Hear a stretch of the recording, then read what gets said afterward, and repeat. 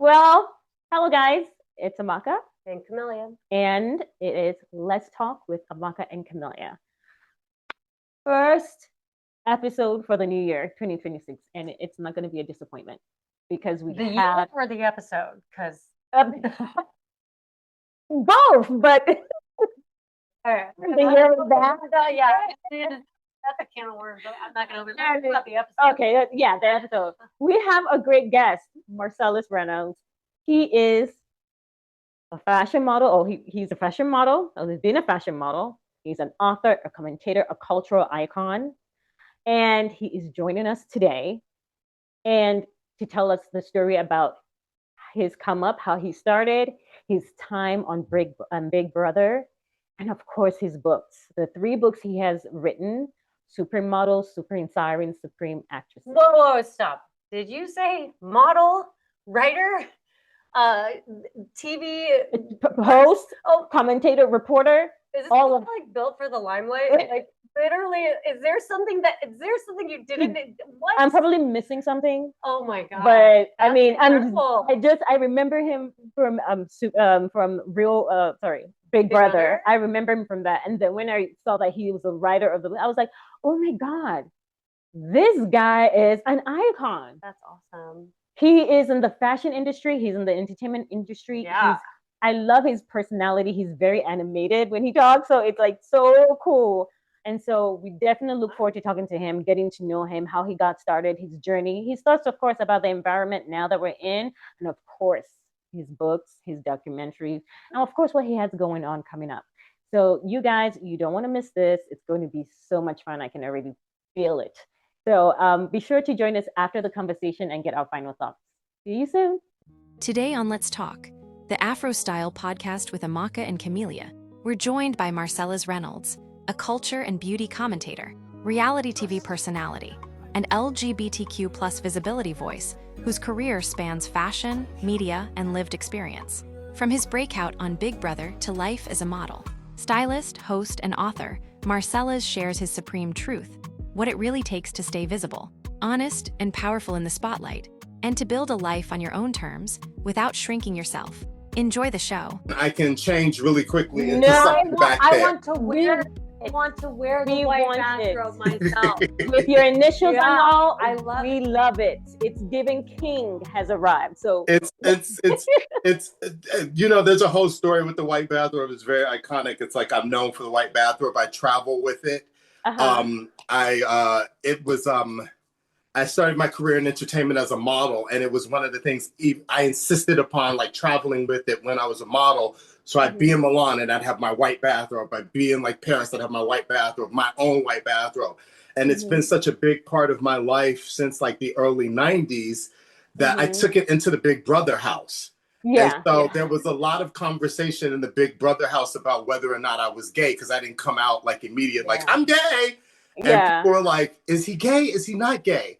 And in one scene that actually made the television show, the girl was like, but he has a bathrobe. It was like, that was the thing that cinched in one house guests, that I literally came into that. And I mean, it was like full length to the floor. Great. Yeah. So every time I entered or left a room, it was like trailing. Yes. I love it.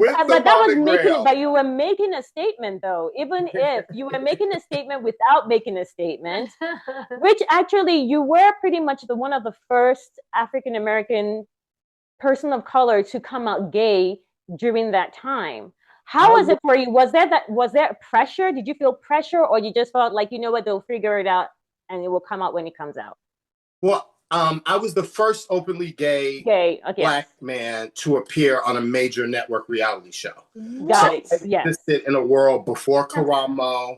I existed in a world before Queer Eye. I existed in a world before.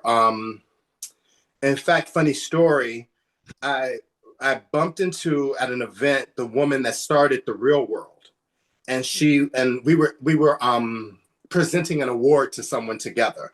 So you run up to that person and you talk to them and try to create this rapport. So I ran up to her and I was like, oh my God, Mary Bunham Ellis or something like that. I was like, oh my God, I love you. Like, I'm Marcellas Reynolds. She's like, oh, I know who you are. She's like, I watched you on Big Brother. And she said, because of you, we went out looking for a Black gay house guest for the Real World. So however many seasons later, they found Karamo because they had watched my first season of Big Brother and saw me interacting in the house. And so I think about that sort of legacy all the time, which was not a legacy that I had sort of embraced, because even further back when I was modeling in Miami in 95, the producers of The Real World saw me at a restaurant and came up and talked to me and asked me to do The Real World. And I had taken meetings with them. But I had just started modeling and I didn't want to like sort of tamper with that, with doing The Real World. And so I sometimes wonder if you had done The Real World in 1995, when they first kind of found you, where would you be now, and how would that have differed from doing Big Brother, which was like a CBS massive, 3 nights a week, 13 million people on average each night watch that show. And I had no idea the reach that show, because I never watched it before I did it. So I just, it was like another gig to me. What year was Big Brother, your season? That was 2002. That was the beginning. Oh, wow. Yeah. But Real World in the 90s was also epic. So it feels like you could have gone either route and it still would have had tremendous impact. And just from being honest about who you are, like, that's so cool. That's really cool. It was funny because I was rude to the producers of The Real World. Oh, Jesus. Being myself. I love it, I bet. And they saw it and they were like, the fuck are you? Like, I was working at a restaurant with my friend who was also a model. We had to do 1 day a week at that restaurant during the day. And so I was pissed off. So I was talking to my girlfriend at the desk with another Black girl who was also my girlfriend. And I was like, blah, blah, blah, blah, blah, being me. And this group of like 6 people come up to the desk. And I literally was like, to continue my conversation. No, you did they're not. Customers who have like a reservation. Love it. Love it. And so since I was standing there, my roommate was like, well, just take them to your section because it's a 6 top. And so they got the full experience of the whole thing. And they were literally like, who is this Black queen, like, giving us the whole thing? And so by the end of lunch, I had, I'm here from Chicago. I am not a waiter. I'm a model. Like, they were like all in. Oh, that's great. So it's so funny because because they actually liked my roommate too. So there was a world where the two of us could have actually done the show together. And we both had to think about where we were in our lives and our career and how much we wanted to expose ourselves. And I wasn't ever in the closet, but it really would have been funny to do The Real World and see how differently, because you're right. In the 90s, The Real World was epic. It was epic, because it was like it was like the first, it was like, that was the reality show. Its strongest era, because they were bringing up seriously controversial issues and just laying them bare. Like, it was like Jerry Springer before Jerry Springer. But I think, and during that time too, I remember that people didn't know what to make of The Real World because people were like, are they actors playing this real thing? So either way, I think you were just meant to be in that avenue that one way or another. Yeah, one way or the other. You were so crazy that it worked out like that. It really is so crazy that it's like, okay, you don't do The Real World, and then all of a sudden, like 7 years later, it was 7 years, now you're doing Big Brother. Like, and I never set out to be a reality star. I was like, I seriously thought I was gonna be an actor. And then I got like waylaid by modeling and fashion, and the rest is beautifully history. Yes. So let me ask, were you focused on building a fashion career, or were you focused on building a cultural voice? Or was it later down the line you kind of figured out what you wanted to do? I always knew I was going to write. I did. Okay. Even though, like, in high school, I went to a magnet school, and the classes that I like excelled in were like English and lit.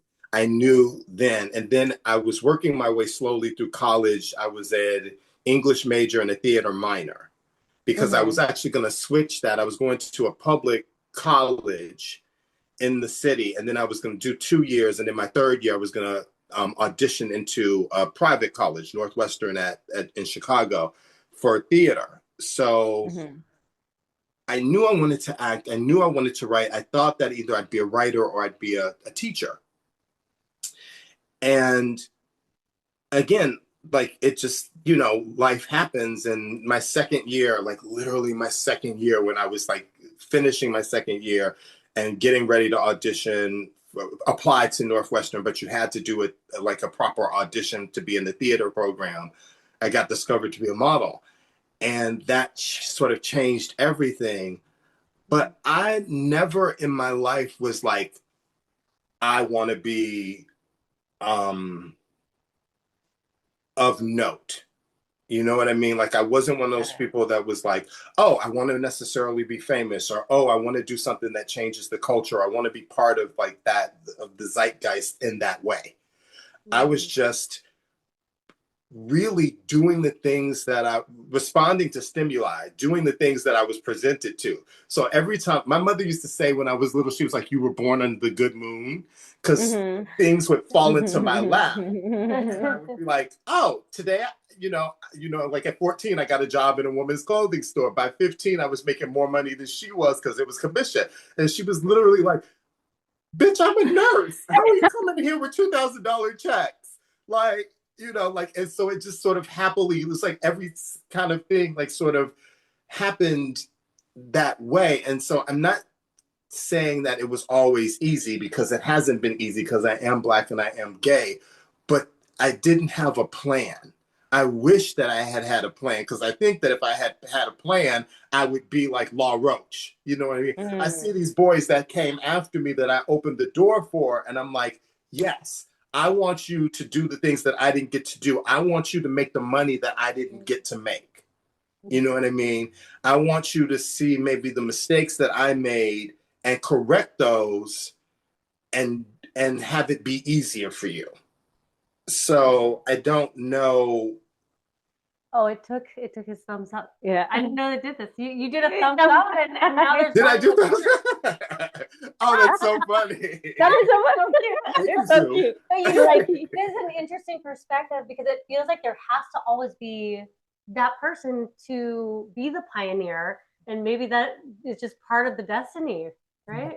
Grace Jones has this incredible quote about being the first at something. And I need to learn it verbatim, because I always, whenever I use it in Supreme Sirens. Yeah. So I'm gonna put my glasses on. I never wear my glasses on camera, but that is rocking it. You rock it. You look good. Okay, so she says, I have been so copied by those people who have made fortunes that people assume I am rich. But I did things for the excitement, the dare, the fact that it was new, not for the money. And too many times I was the first, not the beneficiary. And so I find that quote kind of powerful, because people assume that when you're the first, you're benefiting for things. But when you're the first, when you're the blueprint, you're like literally stumbling through. I'd be in rooms sometimes and not know how much to ask for when I was offered something. You know what I mean? You don't know. And so you just try to just keep going and figure it out as you go and hope for the best. Yeah. And, you know, for the most part, it's been the best.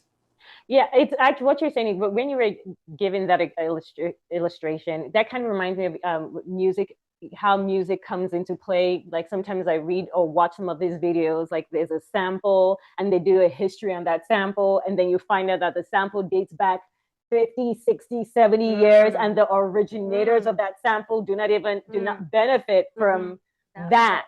And you're just like, wow, but this sample became maybe something one of this hip hop, heads or R&B pop queens and kings use, and it shoots up and they make millions off of it. And I'm like, what? This came from like when you look at that sample and you track it back to the artist, that True. was a person of color. True. Usually it was a person of color who wrote Very that true. song or created that sample that's not getting the benefit of the money that's being made off of that sample. Okay. Yeah. Like, give an example of that sample. I was like, Amaka, shut up before they come for you. So let me just be quiet, because there was one that you would know very well that was a huge hit. And when I saw the history on that, I was like, those. Okay.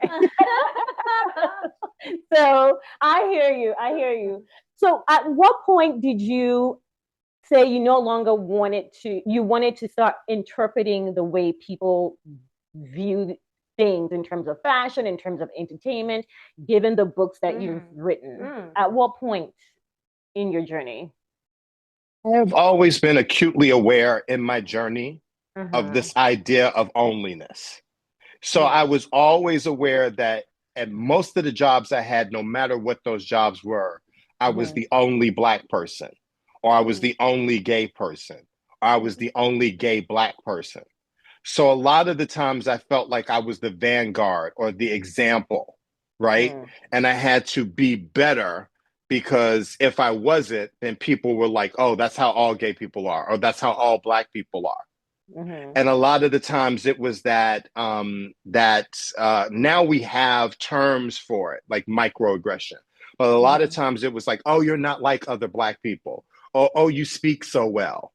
Oh, like that kind of thing that actually is supposed to be a compliment, but it actually takes you down and takes down your whole race. Yeah. And so I have used onlyness to my advantage.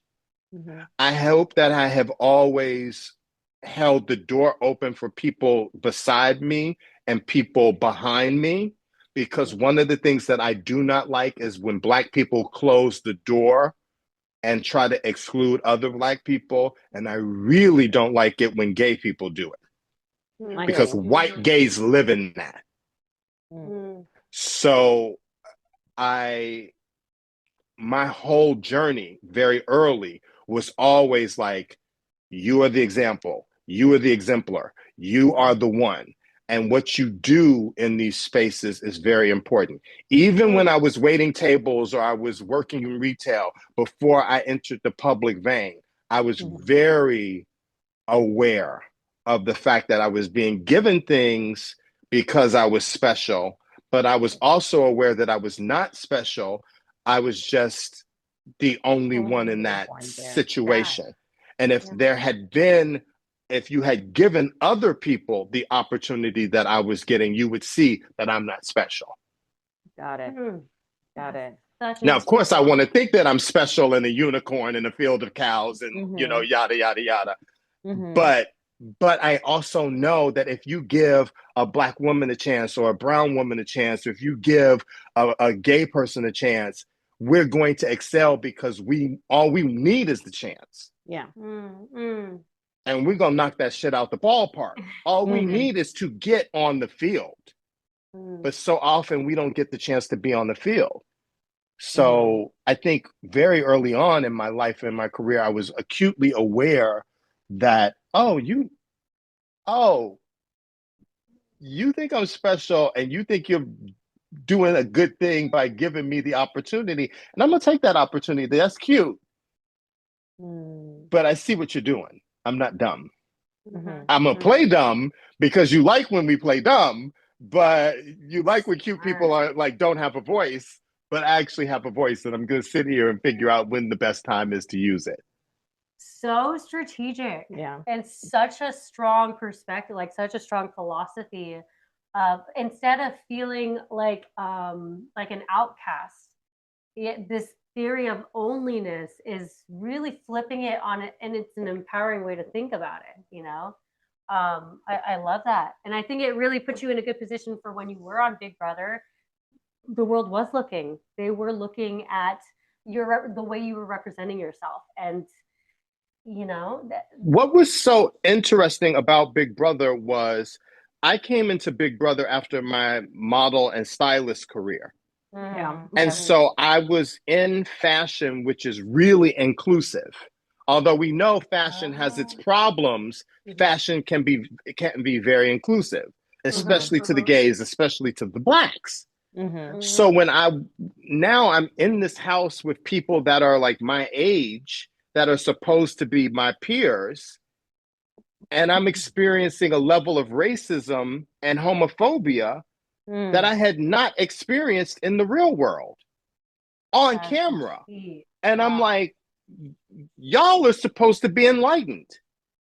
But it's very different to be in a space where you work with somebody for a couple of hours and in a space where you live with somebody and you're sleeping with somebody, sometimes in the same bed, and you're using the same bathrooms and you're actually dealing with that person 24/7. And so Big Brother was really an eye-opener to me. I look at that, I can't even watch that series. And when I have watched that series, I look at it through very different eyes. And I look at it, I was trying to do what I've always done, which is like, keep my eyes open, keep my mouth closed, make the right decisions. But so much of it was so frustrating because every time I turned around, somebody was like hitting me with something that was ugly and mean, but I'm playing a game and I'm trying to stay in the game, that I would just like, I would literally be in the diary room where I was talking to the producers and I would just download out of frustrations and it was tears. It was like I spent so much of my time just crying because I was like, why are these supposedly enlightened, intelligent people treating me like this? Why are they reacting to me like this? And I look at him, I look at Marcellas from Big Brother, I look at him and I have so much compassion for him because he was dealing with something that was so sometimes overt, most times subtle, always frustrating, incredibly hurtful. And I was doing it in front of the world. That is so much heat.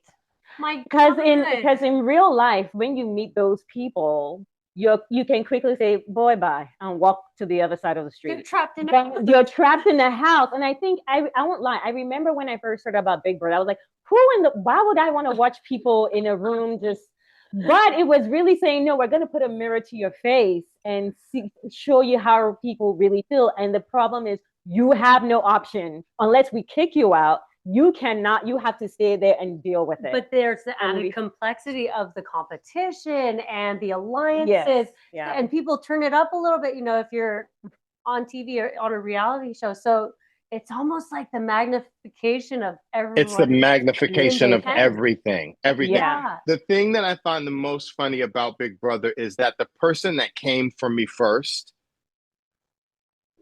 was Jewish. And usually, in what world would the Jewish person and the black person be at each other's throat? But he was the most racist and the most homophobic. But what he was doing was he was like, I'm the only Jewish person in this house. So I'm going to throw up the black person as the shield to hide my Jewishness. So it's like, don't be racist against me because I'm Jewish. Be racist against the black gay guy. We see this play out every day, right? Every day. And so we never were able to do this thing where we should have been able to work together. But he was always trying to throw me under the bus to keep the eyes off of him. And it was really like this sad strategy. It's a human nature. It was a very sad strategy, but it was human nature. It was definitely human nature. Did you ever have a conversation with him outside of the competition? No, he never apologized for his behavior. And that weird almost hate that he had for me continued outside the house. Like he would do, because I left Big Brother and it was really the platform that I have used today. It was like within like a week of leaving Big Brother, I started working for E! And so I was like the one, I was the one that like kind of broke through that, okay, you're a reality star film. and made it to the other side. And it was like, you're working for E, you're working for CBS, you're working for ABC, you're doing this, you're doing this, you're creating a real career in entertainment. And a lot of the people that weren't able to do that on that show and even on other shows were hating.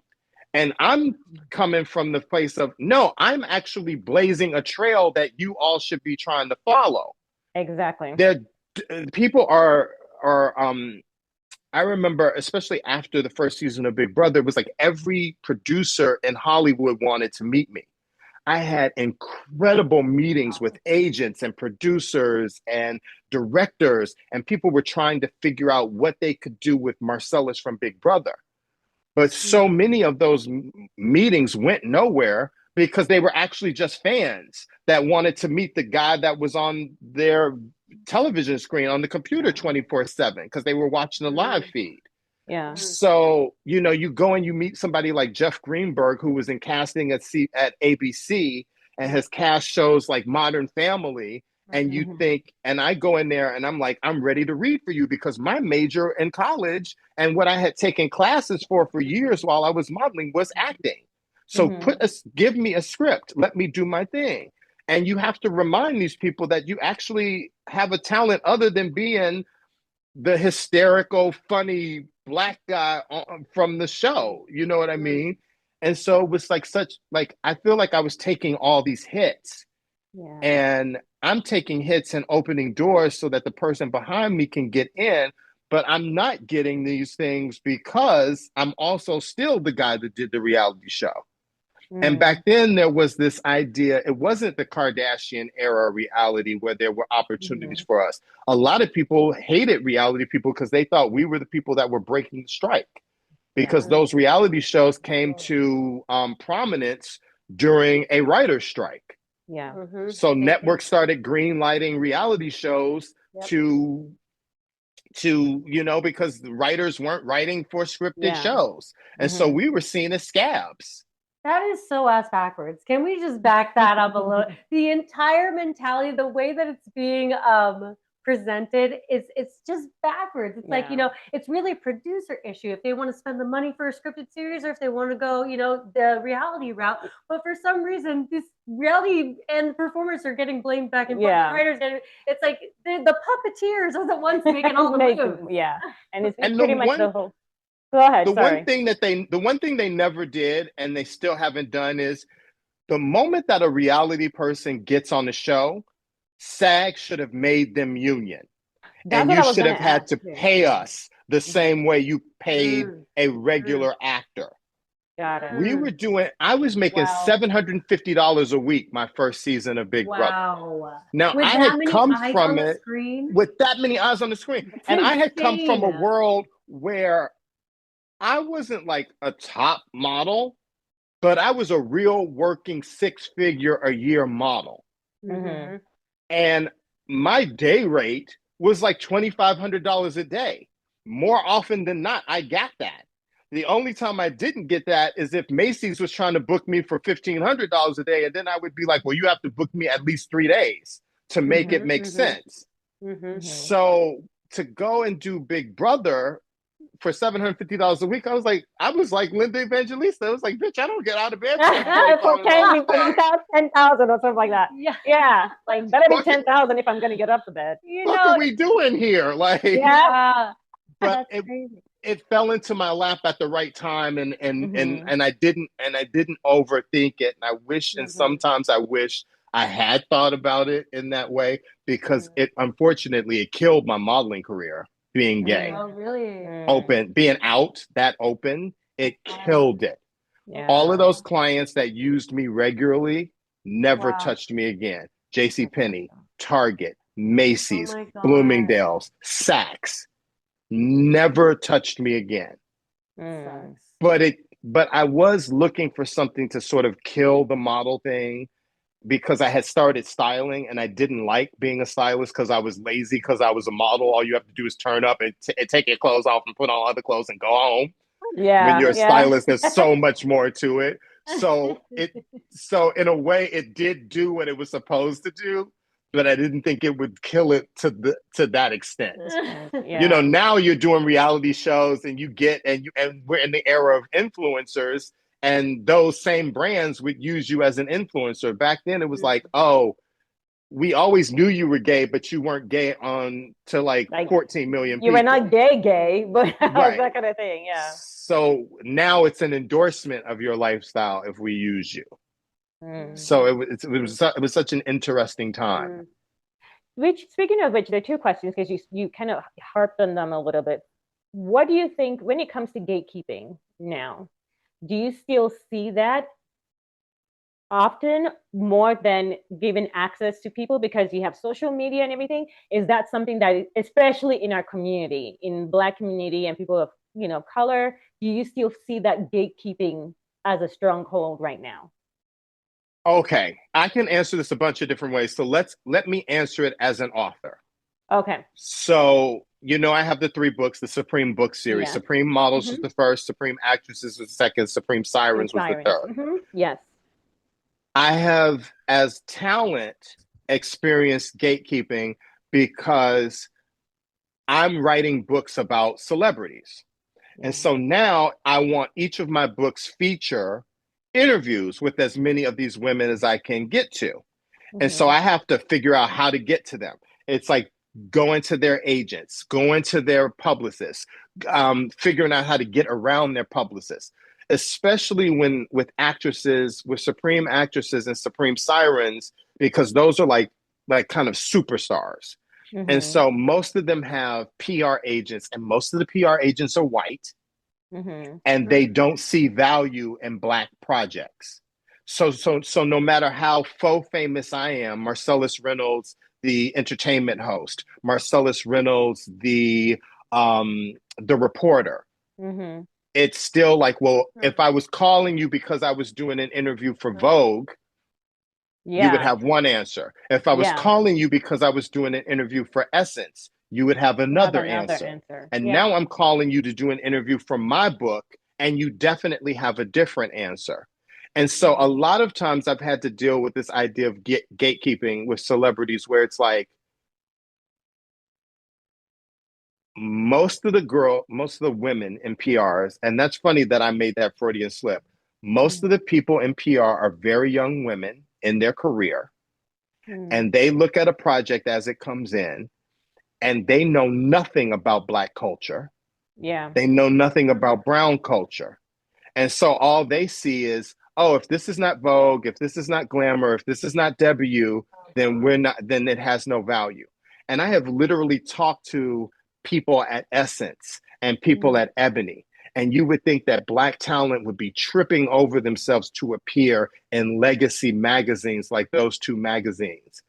And those editors or those writers have said to me, we can't get A-list people to do interviews for us. And it's gatekeeping. So I think so I used to not really blame it on the talent, because you have to almost take it like a grain of salt and be like, well, Viola probably doesn't even know that you want her to appear on the cover of Supreme Actresses. Yeah. But I do think that as a person of color, you have a responsibility to know what the people that are working for you are doing on your behalf. That's true. Yeah, that's true. So, and I cite Viola specifically because that person who handles her PR was a nightmare to deal with. Wow. And even though ultimately Viola is on the cover of on the cover of the book, she didn't make it easy. And I'm not saying she isn't Viola. I'm saying the person that was handling her PR, the gatekeeper. Yeah. So in my life, I have tried to not be a gatekeeper. If somebody has a question for me, if you DM me and you have a question for me about trying to get in the model, those are always the most annoying questions. But if you have a question for me about, writing, or what it was like to sell a book, I will try and answer you as best I can. I will try and give you something. It's the same way that we met. You met Mark Marcuse, and Mark was like, you guys should you should know these people, It blah, was blah, amazing. blah. Yeah. And Yeah. I'm like, of course, you know what I Yeah. mean? Of course I'm gonna like women of color, sign my black Say ass no up. more. Yes, let's Yeah. have the conversation. Yeah, he Because was amazing. I don't want to gatekeep.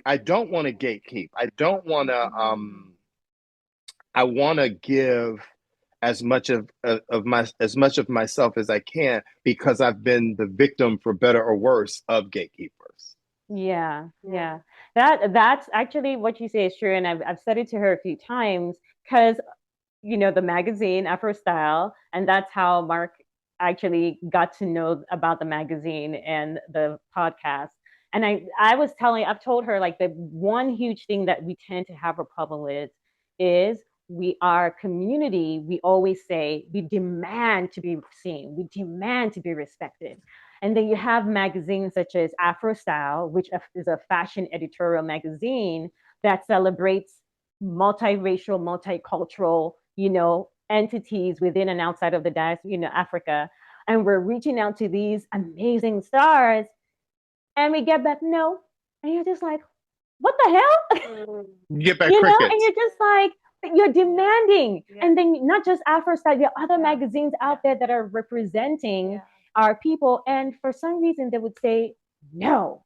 And I'm like, again, ebony and essence. You would think that as people of color, almost globally, we grew up with ebony and essence.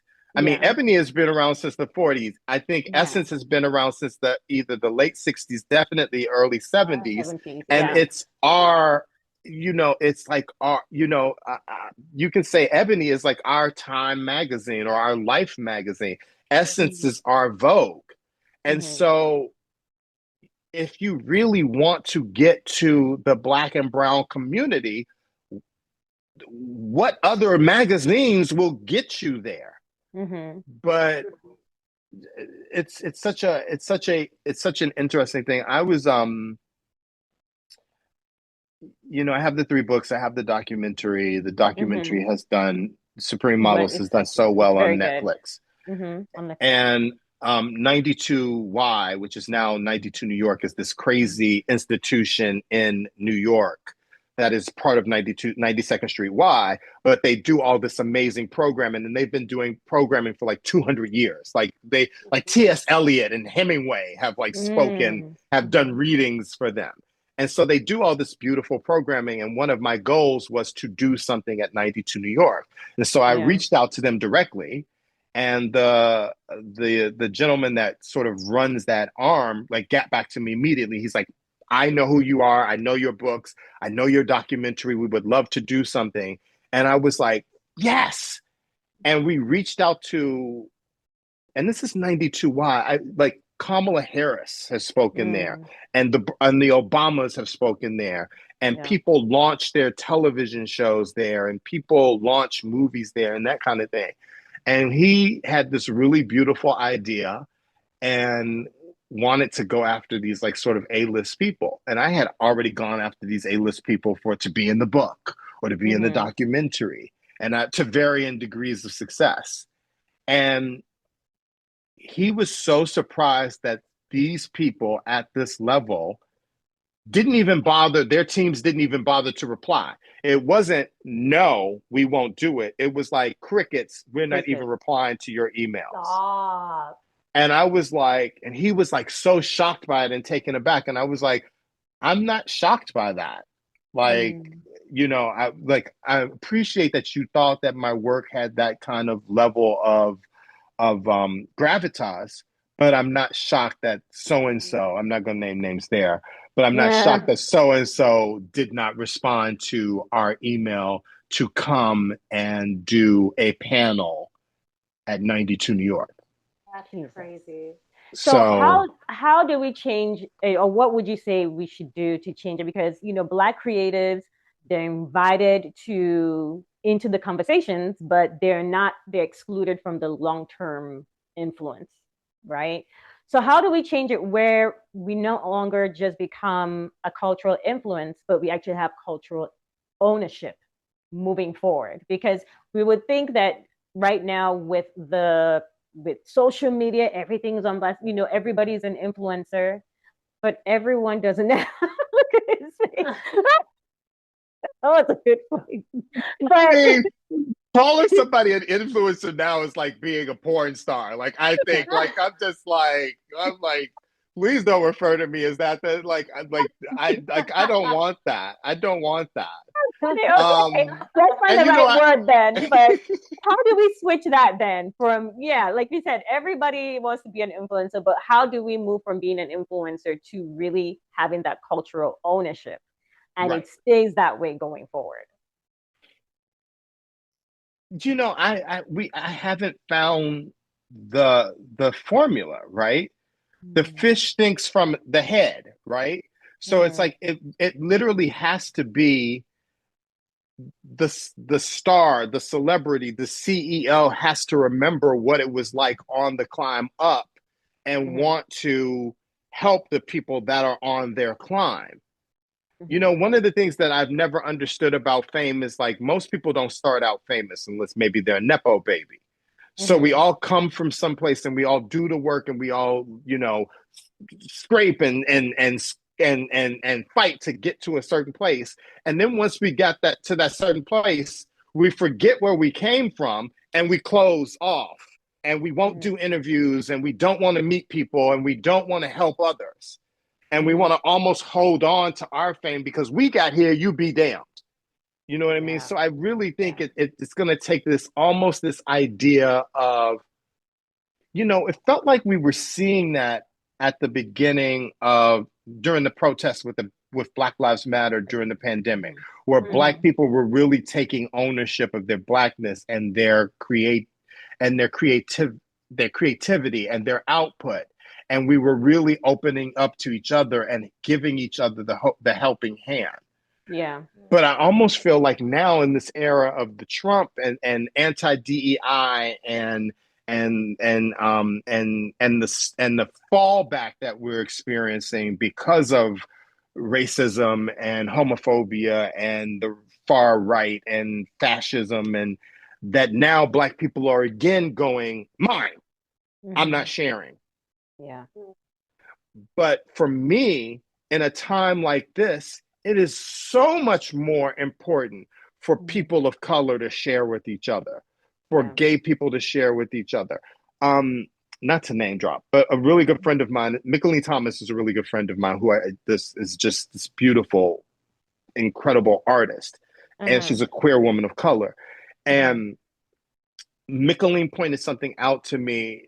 She was like, the Renaissance happened after the Dark Ages. It is our responsibility as artists to keep creating art. Absolutely. To keep helping other people create art. So as they're taking things from us, we have to share even more our gifts. Yeah. We have to share our resources even more because there's less resources now. It's no longer fashionable to help others. Can you imagine? Wow. Yeah. Wow. Yeah, I totally agree with that whole. Oh, you preached right there. This is an OG talking right now. This is an elder talking right now. So we better listen, y'all. I have a question, and it's just a little bit of a switching gears, but of all the interviews that you had to do for your books, was there a favorite or anyone that particularly like mind shifted you or really like had an impact for you? Okay, so you can't just ask, is there one? Because there's three. That's about to say, you're about to put him in trouble. You're about to put him like, look at that. Like, yeah. Ow, I just hit myself with that heavy ass book. My God, like, how do you pick? I'm asking you a very difficult question, I know, but I'm just and Supreme Models, the documentary, opens up a whole different thing. So I'm going to do one from each book, if I may. Okay. Yeah. Go ahead. So from Supreme Models, now for Supreme Models, I interviewed like 40 women. A lot of them did not make the book because the books are art books. So it really is about the photos. It really is about the flow of the book, and it really is about the photos. I always go back to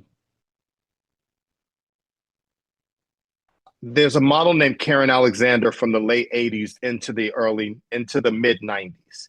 Yeah. And Karen Alexander was like that girl. She was very dark skinned, natural hair, wasn't like the girl with, she had like a weave, but she wasn't like the girl with the big, ginormous weave. You know what I mean? Most of the time it was her natural hair. And she did like Chanel and she did Ralph Lauren. She did like sort of everything. And what I loved about Karen Alexander's interview was she had such reverence for the elders. So when you talk to Karen Alexander, she wanted to talk about Iman and Naomi Sims, and she wanted to talk about Donyelle Luna, and she wanted to talk about Peggy Dillard. And so as I'm interviewing her, she's like, it's so-and-so in the book, and it's so-and-so in the book. And there was a whole list of people that weren't in the book. And she literally said to me, take me out of the book and put Peggy Dillard in. And I was like, this is my book. I'm not like, if I want to put Peggy Dillard in, I'll put Peggy Dillard in. But I'm talking to you, Miss Chanel. I'm talking to you, Miss Lagerfeld. Like, I want you in the book. And I love when a talent loves other talent like that.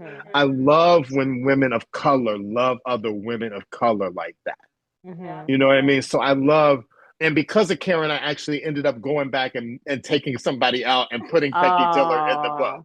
So that's Karen Alexander. But then there was a woman named Kirsty Bowser.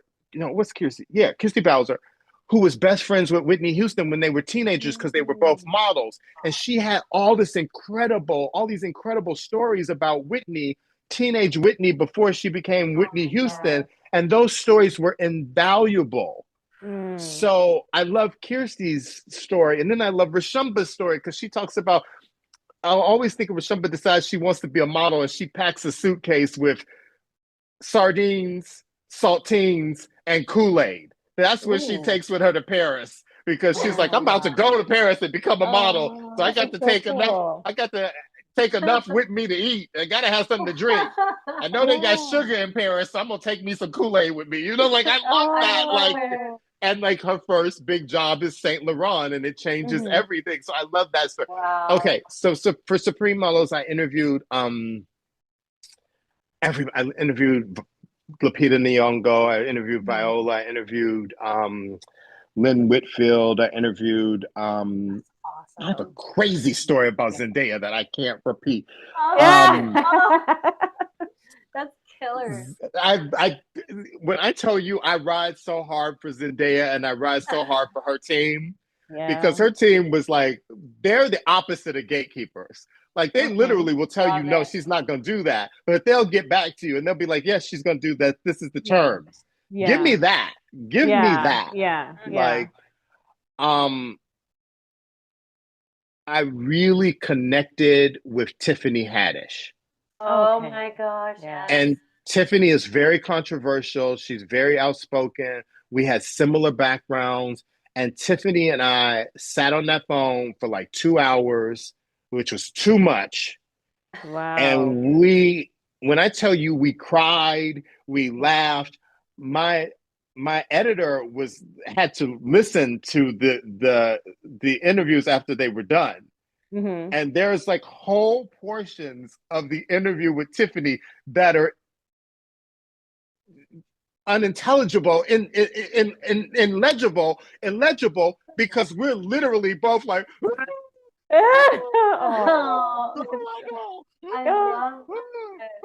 because so much of Black trauma and Black grief and Black success is through pain. And we were both, she would tell a story, I would tell a story, and we were literally going through it. So I'm forever grateful for her candor and her honesty and telling the story. But then I interviewed Issa Rae, and Issa was kind of like Karen Alexander, where she sits in the history. She's not just going to talk to you about all the amazing things she's doing. She's going to talk to you about Marla Gibbs. She's going to talk to you about like Niecy Nash. She's going to talk to you about like, she knows something about the business and she knows about the ancestors. And she's going to be like, she's going to talk to you about like Hattie McDaniel. You know what I mean? She wants to talk about all of that. She wants to talk about Lena Horne. She wants to, and pretty so much I educate you at this point. yes, Pretty much educate yes. you. Yeah. But Yeah. She wants to share that. Yes. So And I love so that. important. Yeah. Because if we as a people don't know our history and we as our people don't share our history, who is going to do it, especially at a point like this? Yeah. And then, of course, for Supreme Sirens, I interviewed Vanessa Williams. Vanessa L. Williams, because there's two Vanessa Williams. There are two Vanessas, yeah. I interviewed Vanessa L. Williams, the former Miss America, Tony nominated, blah, blah, blah. And her interview was just beautiful because she talked about the Miss America scandal. She talked about the early parts of her career. She talked about Broadway. Both of her parents were teachers. And we got into this thing about education and the effect that it has on Black children. And it was just like she was so grounded in peace and kindness, especially after coming through what she came through at the beginning of her career. Yeah. And it was a beautiful, beautiful conversation. However, I got to interview Roberta Flack before she died. And it was very brief. At first I didn't think that they were going to let it happen because she was sick. But when she saw what the book was about and saw my work leading up to the book, she was like, no, I want to do an interview. And that was, because we're losing these iconic performers. And so for me to be able to say I interviewed Roberta Flack or Shaka Khan, Shaka's not don't want to be put in this, Shaka thinks she ageless. So don't tell Shaka that I put her in that. Because Shaka will call my ass up and be like, bitch, did you just say what I said you said? But I interviewed Shaka Khan and Roberta Flack, and I interviewed like all of these iconic older performers, and their words are in the book. So that's incredibly important to me. I feel like this kind of goes back to that last question because this is the opposite of gatekeeping, in my opinion. You're literally framing these women in history in your books, and it's a legacy that's in print. Yes. In a beautiful book at that. It's true. So unfortunately, when somebody does pass away, they are a part of this history that you created, and that's a really good thing. That's a beautiful feeling. The sad part, the person is gone, but it's a beautiful feeling when you know that you have something to hold on to after their passing. It's just like for us when we interviewed Maya Angelou, and then a few months later she passed away. Yes, I was in shock, but I really didn't even think they would allow her to do an interview. So who knows, maybe she was really sick at that time. And they said, okay, we're going to allow you to do like just 10 minutes of her time. And the lady told us, I will encourage you, do your research, write the right questions because you only have 10 minutes. And we're like, okay. And so myself and the guy that interviewed her, we came on, we were like, we're going to be 10 minutes early. So we make sure that we don't waste her time. God started asking her the questions. And by the time 10 minutes ago, I was like, oh gosh, she's going to cut us off. They're going to cut us off. She was like, very good questions. I'll give you 5 more minutes. I was like, we've hit jackpot. And then once it came out, next thing, a few months later, she passed away. I was like, you know what? Thank you, God. Thank you to her, because who knows, maybe she knew she was going and she wanted to give people a piece of her before she was in. So I understand that feeling where you think about it and you're like, man, I interviewed this icon and I have something to hold on to. I got really close. It feels like in my brain, I got really close to interviewing Tina Turner. Ooh. Now I had to go talk about gatekeeping. I had to figure out, it was like the Matrix trying to figure out who's handling her. Because there were fake people, and you're talking this person. So I finally get to. I think I kind of got to her because her husband is kind of a public figure, so I got to him. And so, however it happened, I ended up talking to the team, and they were like, "We love this idea. We love this book. We love your work," because they did the research, whatever. And so I was like, I would love to interview her. And they were like, well, we'll see what we can do. And, as it turned out, she was ill. And like one day it was like, yes, you can do an interview. We're hoping, we'll let you know by the end of the week. And then it kept going like that. And then it didn't happen. And I was like, okay, I understand this. And then I get an email from, I think it was the husband. I hope facts matter, but I think it was the husband. And he was like, Tina wants to know if the book came out. And the book hadn't come out yet, but I had gotten, the dailies, the galleys for it, which is the loose pages. And I had gotten PDFs of it. And I was like, the book has not come out yet, but I can send you the PDF of the book. And he was like, I would love to do that. I would love to show it to her. And so I sent them the book, which you're not supposed to do. If Abrams found that out, Abrams would be like, because if she had turned out she didn't like the book and it's already gone to print, there's like kind of nothing you can do. But then if that person digs their heels in, blah, blah, blah. But I got a note back saying, the book is beautiful. Please send us. Okay. I have to watch my tongue. But they were like, please send us like 10 copies. I was like, okay. I'm going to send you like 5. I'm not going to send you 10. But okay. But it was such an acknowledgement of my work. And in my mind, Tina Turner got to see the book before she passed. And thinking about somebody who is so incredibly legendary, even knowing on that tiny little infinitesimal level that I exist is just beyond everything. And she picked the photos for the book because I sent the team a bunch of photos and I was like, I've cleared all of these photos. So this is what the section looks like. And I want to use this quote by her and da-da-da-da. So in my head, she was in part, in some way, maybe making those decisions. And I do hope that she saw my book, which for me is a love letter to women like Tina Turner. Oh, she saw it all right. She saw it. Oh my gosh, we can talk to you forever. Easily. Oh my God. I'm trying to choke back tears. I'm like, don't cry. Don't cry. Oh, we will cry with you. But this is what this is for, because it's a conversation letting. You don't have no hair, but letting your hair down. But so this is what it's for. But it was so amazing. Mark was like, you're going to love talking to him. I'm like, Mark, you were right. So it was we hope you come back. Just to finish it off, what should we expect from you going forward?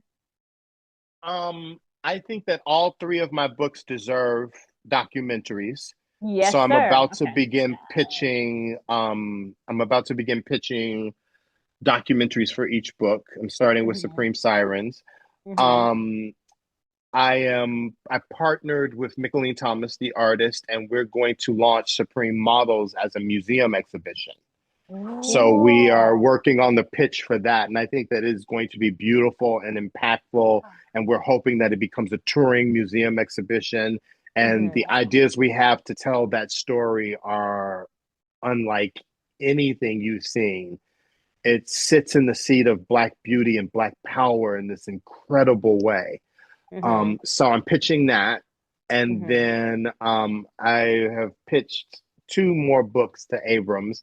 So I'm waiting to hear which one they want to do first. And then I have a separate idea for a documentary that is not connected to a book that I want to do. So I'm just going to keep writing and keep creating love letters to women of color. And people keep saying, are you ever going to do something about men? No. That actually crossed my mind. I was going to ask that. So you already answered. I was just like, wait, are there any guys that he's going to do? So that is nothing wrong. Guys, they have their own. They're fine. You know what? Please. There is one Black male story that I want to tell that hasn't been told. And it keeps, when the thing keeps going from back here to here, it keeps coming to the forefront. It's like, okay, you have to tell that story. So it keeps coming up, But there are so many books about Black men out there that are so beautiful that it's like, can you do something that's more beautiful? Probably. Yeah.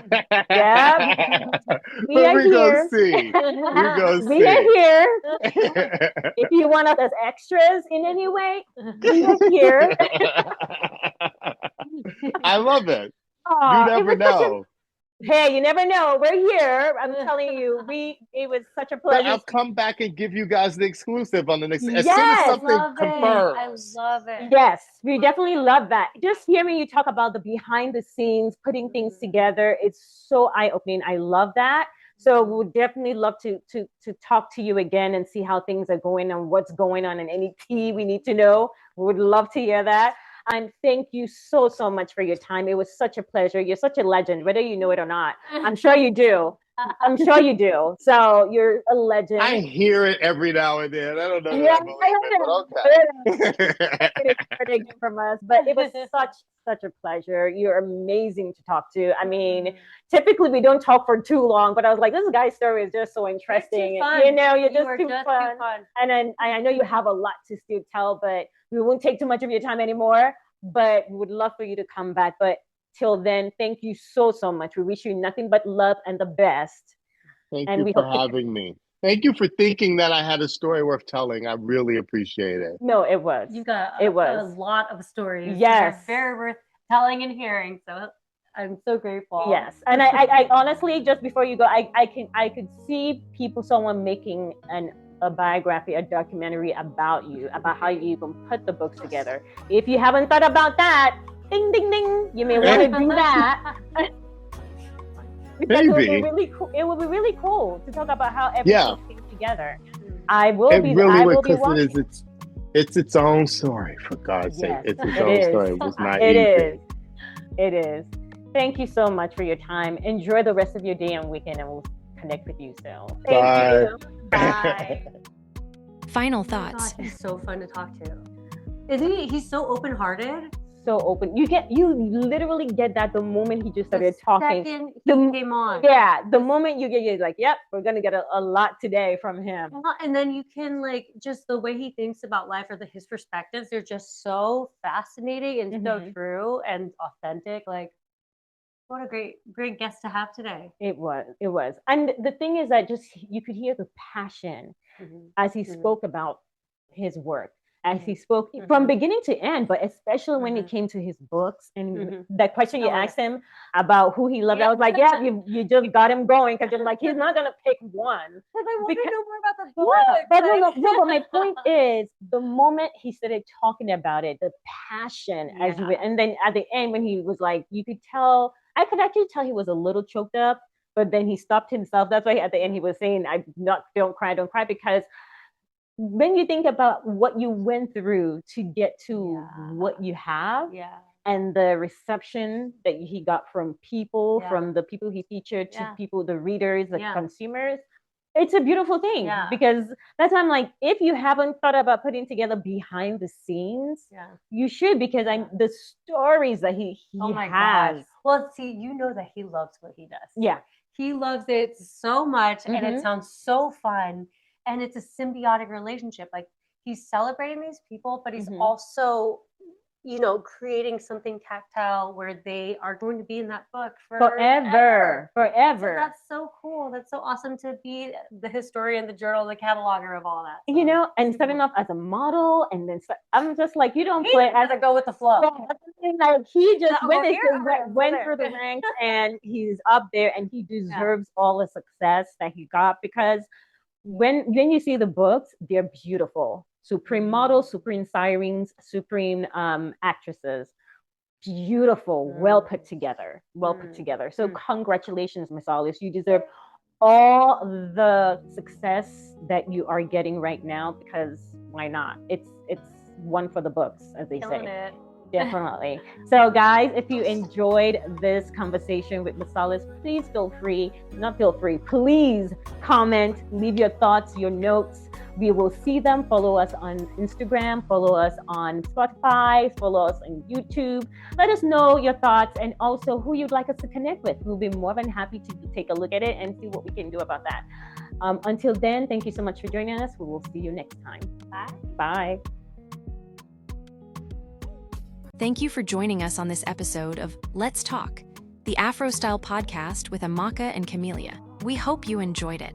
If you missed other episodes, you can catch up on YouTube and Spotify. And be sure to subscribe, comment, and email us at info@afrostylemag.com. We'd love to hear from you.